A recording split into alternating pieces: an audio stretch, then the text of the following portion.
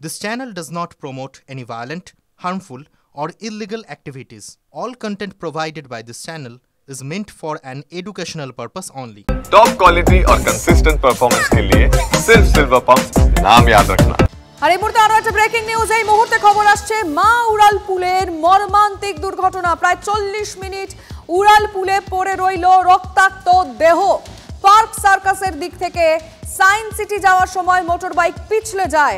তারপর কি ঘটলো, এখন কি পরিস্থিতি, আমাদের রিপোর্টার সৌভিকের কাছ থেকে জানবো। সৌভিক, দেখো, যেটা জানা যাচ্ছে মা ফ্লাইওভারে একটি দুর্ঘটনা ঘটে প্রায় এক ঘন্টা আগে। 40 মিনিটের জন্য কিন্তু মা ফ্লাইওভার পুরোপুরি বন্ধ ছিল এবং যেটা জানা যাচ্ছে যে একজন বাইক আরোহী, তার মাথায় কোনো হেলমেট ছিল না, সে কানে ফোন লাগিয়ে, যেটা প্রত্যক্ষদর্শীরা বলছে, ফোনে কথা বলতে বলতে ফ্লাইওভারের উপর দিয়ে যায় এবং সেই সময় কিন্তু তার গাড়ি স্কিড করে এবং স্কিড করলেই সেই গাড়ি প্রায় 150 থেকে 200 মিটার দূরে ছিটকে পড়ে এবং সেই যে বাইক আরোহী বাইক চালাচ্ছিল সে পড়ে গিয়ে তার মাথায় আঘাত লাগে এবং আঘাত লাগার পরে কিন্তু এখন ঘটনাস্থলেই প্রায় রক্তাক্ত অবস্থায় পড়ে থাকে প্রায় 40 মিনিট। পরবর্তীকালে পুলিশ আসে এবং সেই ব্যক্তিকে হসপিটালে নিয়ে গেলে তাকে মৃত বলে ঘোষণা করা হয়। এবং এই মা ফ্লাইওভারে কিন্তু বাইক ওঠার ক্ষেত্রে একটা নিষেধাজ্ঞা রয়েছে। সেক্ষেত্রে এই ব্যক্তি, যেখানে সিসিটিভি ক্যামেরা রয়েছে, কিভাবে হেলমেট ছাড়া মা ফ্লাইওভারে উঠলো এবং সে কানে ফোন লাগিয়ে কিভাবে কথা বলতে যাচ্ছিল সেটা নিয়ে কিন্তু প্রশ্ন উঠছে। তবে ইতিমধ্যেই কিন্তু পরিবারের লোকজনের সঙ্গে যোগাযোগ করা হয়েছে এবং দেহ ময়নাতদন্তের জন্য পাঠানো হয়েছে। সকালবেলা এই অ্যাক্সিডেন্টে প্রায় 40 মিনিট এই মা ফ্লাইওভার বন্ধ ছিল। বুঝতে পারছি, তুমি নজর রাখো সৌভিক। गाड़ी से ऐसे कोना से जा रहे हैं, देखे बॉडी के ऊपर पूरा कौवा पड़ा हुआ है और जब देखे तो देखे कि पड़ा हुआ तो पुलिस को फोन कर दिया। किस तरह से हेलमेट दिखा?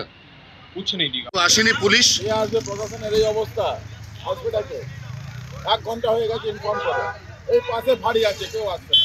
কিছু করব না আজকে, আমি কোনো কিছু করব না। আমরা এমন কোনো কাজ করতে চাই না যে কাজের জন্য পুলিশের কাজে বা যারা এই ডিজাস্টার ম্যানেজমেন্টের কাজে তারা অপদার্থ হলেও তারা এই মুহূর্তে যে কাজটাই করতে চান সেই কাজটাকে আমি বাধা দিতে চাই। হ্যাঁ, সজল, একটাই প্রশ্ন, নন্দরাম কাশিরামে আগুন লেগেছে, স্টিফেন কোটে আগুন লেগেছে, পুরো পশ্চিমবঙ্গে আগুন লেগেছে, পুরো পশ্চিমবঙ্গেই আগুন লেগেছে। কোথায় লাগেনি? কোনোটা আগুন ফর্মে, কোনোটা আস্ত বাড়ি ভেঙে যাচ্ছে। এখানে একটা কনস্ট্রাকশন হচ্ছিল, কি খবর পাচ্ছেন এলাকার যারা রয়েছে? না না, কেউ কোনো কিচ্ছু জানে না, পুরসভা জানে না, পুরসভার কর্তারা শুধু জানে। কি তৈরি হচ্ছিল? বার? আবার কি বার তৈরি হচ্ছিল, আবার কি হবে? হ্যাঁ, ওরা খাবেও নেবেও।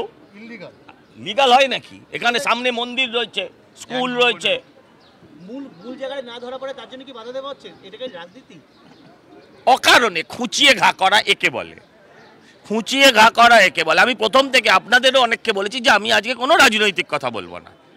কার ব্যর্থতা, কার অপদার্থতা আলাদা করে এমনিও বলার দরকার নেই এই রাজ্যে, এই মুহূর্তে বলবো না। কিন্তু দেখুন কোথায় নিয়ে দাঁড় করাচ্ছে।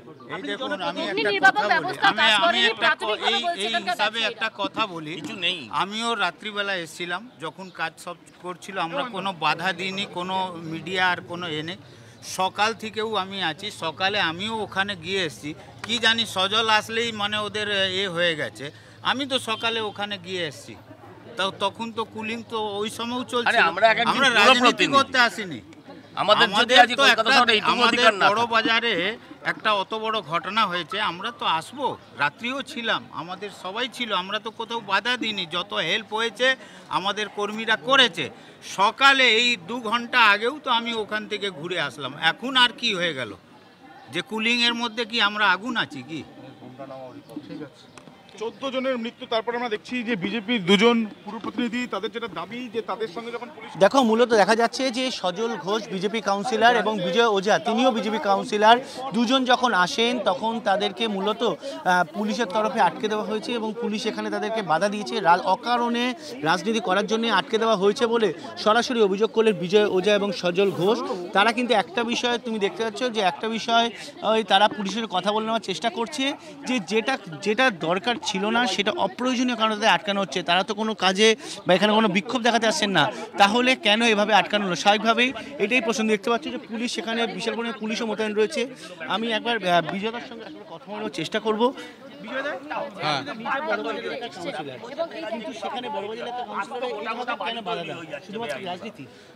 দেখুন, রাজনীতি আমি কি বললাম, আমি রাত্রিবেলাও এসেছিল, সব যে ডিপার্টমেন্ট নিজের কাজ করছিলাম, আমরা তো বাধা দিলাম না।